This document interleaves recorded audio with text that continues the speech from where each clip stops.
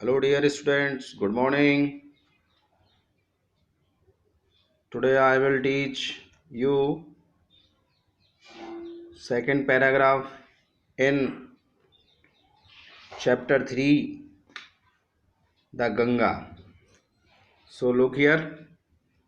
My desire to have a handful of my ashes thrown in the Ganga at Allahabad has no religious significance. So far as I am concerned, I have no religious sentiment in the matter.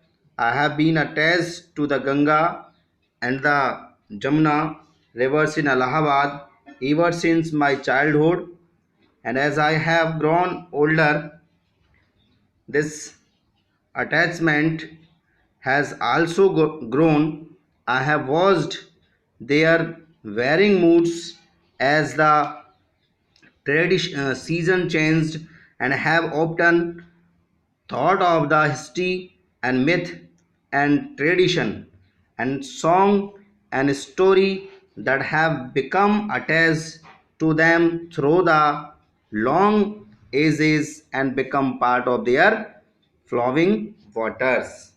It means my desire to have. Jawaharlal Nehru कहते हैं कि मेरी थोड़ी सी भस्मी को इलाहाबाद गंगा में प्रभावित करने की मेरी इच्छा के पीछे कोई व्यक्तिगत धार्मिक महत्व तो नहीं है। इस मामले में मेरी कोई धार्मिक भावना नहीं है। बाल्यकाल से ही इलाहाबाद में गंगा और यमुना नदियों के साथ मेरा लगाव रहा है, अटैचमेंट रहा है।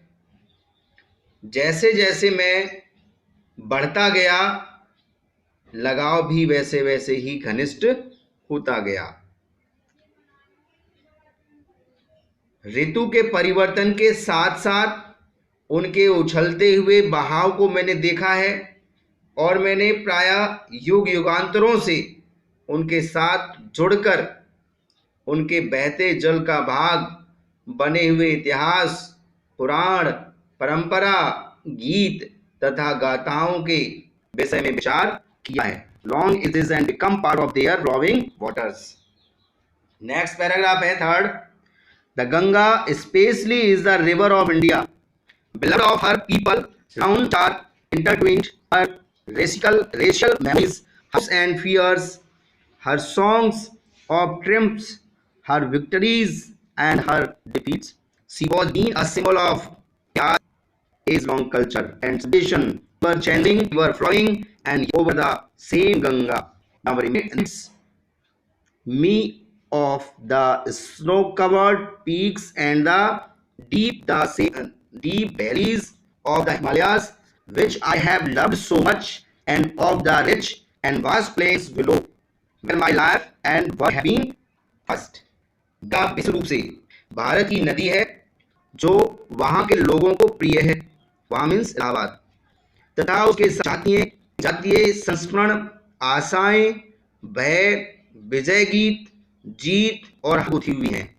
हमेशा बहने वाली, सर्वदा एक समान रहने वाली गंगा पुरानी भारतीय संस्कृति और सभ्यता की प्रतीक रही है। वह मुझे हिमालय की बर्फीली चोटियों और गहरी घाटियों को याद दिलाती है, जिनको मैं बहुत प्यार करता हूँ, लगाव रखता हूँ, और वह मुझे नीचे लहराते हुए विस्तृत याद दिलाती है जहाँ मेरा जीवन और कार्य है या बीता। इस पैराग्राफ